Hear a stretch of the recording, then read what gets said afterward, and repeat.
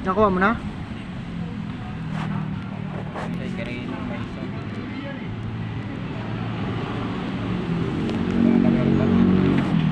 Ano oras ka ba kukuha na, Bo? Ganito ko sa kanaka ng buhay. Kumuha ka na dahil malapit na maulan. Kumuha na kamo ako kasi mamaya wala ng high demand. Dito, diliman lang oh.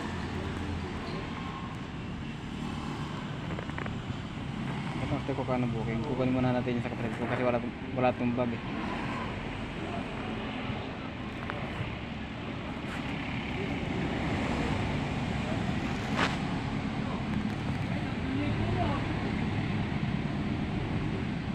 Parang mura naman to, 195 lang. Saan papunta? Baklaran, tapos may Quirino, nagpas pa ng Roberta. Ay, LTO on the pick up. Mukhang ano lang ta. Document lang yan, gagin ka. Document. Magaan lang yan, pare. Kasi Pwede sa na may yan. ano ng ano oh. Sa may ano ng Paranaque kay ano. Diba sa may ano na.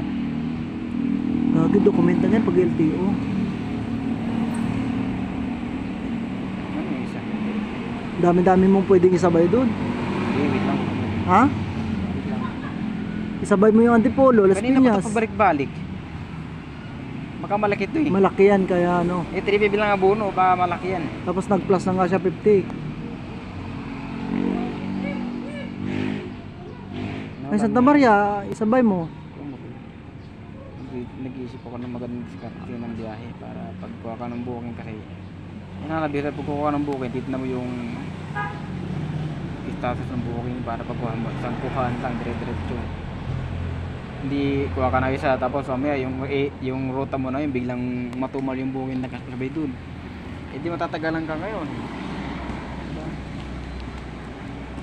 Tondo. Yan.